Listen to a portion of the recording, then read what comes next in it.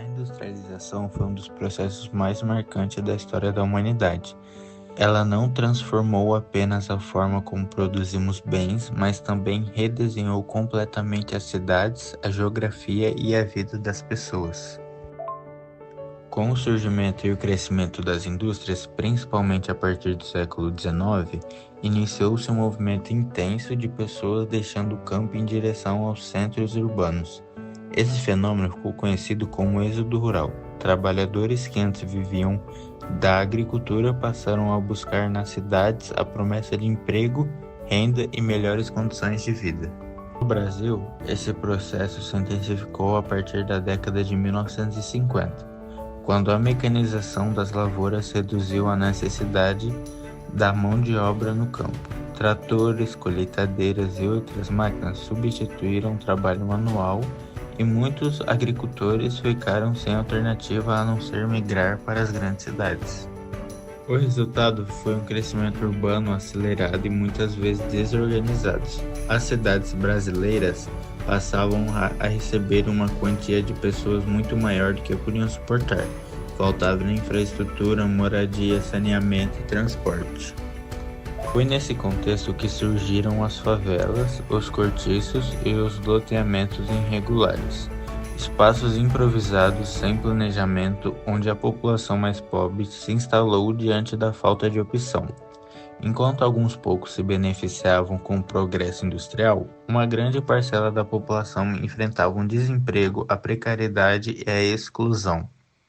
Nessa apresentação, vamos entender melhor como a industrialização provocou mudanças profundas no cotidiano das pessoas, como reconfigurou o espaço urbano e como contribuiu para aprofundar desigualdades sociais que até hoje ainda marcam o cenário das cidades brasileiras. Com a chegada de milhares de operários às cidades, surgiram bairros próximos às fábricas para reduzir o tempo de deslocamento. As características deles são a habilitação simples de baixa qualidade, a ausência de saneamento básico e serviços públicos, e muitas vezes são controladas pelas próprias indústrias, como casas fornecidas pelas fábricas. A industrialização acentuou a separação entre classes sociais no espaço urbano. Isso aconteceu porque os ricos e elites passaram a viver em áreas centrais, bem servidas de infraestrutura. Os pobres foram sendo empurrados para as periferias, longe dos centros e do poder político. As consequências foram que houve favelização, a dificuldade de acesso a serviços públicos como educação, saúde, transporte, e a marginalização e aumento das desigualdades urbanas. Você já parou para pensar o porquê em uma mesma cidade existem bairros tão diferentes? Enquanto algumas pessoas vivem com conforto, segurança e lazer, outras lutam todos os dias para ter o básico. Essa separação tem nome e se chama segregação socioespacial. A segregação socioespacial é quando as pessoas, por causa da renda ou da classe social, acabam morando em áreas separadas. Como, por exemplo, de um lado da cidade, existem bairros bem planejados com tudo funcionando. Agora do outro, regiões afastadas onde falta transporte, saneamento, escola e até segurança. E não é que as pessoas escolhem viver assim, muitas vezes é a única opção que elas têm. Ela não surge de repente, é resultado de anos e anos de desigualdade, de um sistema que valoriza uns lugares e esquece dos outros. Quem tem mais dinheiro consegue morar perto do trabalho, da escola boa e do hospital de qualidade. Agora quem tem menos acaba sendo empurrado para longe, perdendo horas no transporte público e vivendo com poucos recursos ao seu redor. No fim das contas, isso não afeta só quem mora em áreas mais carentes. A cidade toda sente o efeito da desigualdade, o trânsito caótico, a violência, a falta de oportunidade e um sentimento de exclusão que cresce cada vez mais. A segregação não separa só espaço, ela separa pessoa, história e sonho. O desafio é grande, mas não impossível. Com políticas públicas justas, planejamentos urbanos responsáveis e principalmente respeito por quem vive nessas condições, dá para construir cidades mais humanas e acolhedoras. Como surgiram os bairros próximos às grandes fábricas das cidades? Quando as indústrias começaram a crescer, milhares de trabalhadores deixaram o campo e migraram para as cidades em busca de emprego.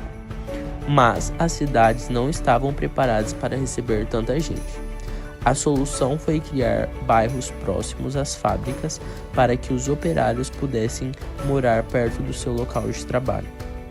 Os bairros eram formados por casas simples, geralmente pequenas e feitas com materiais baratos. Faltava muita coisa. Não tinha saneamento básico, rede de esgoto, água encanada, nem serviços públicos, como escolas ou postos de saúde. Muitas vezes, essas moradias eram construídas e controladas pelas próprias fábricas.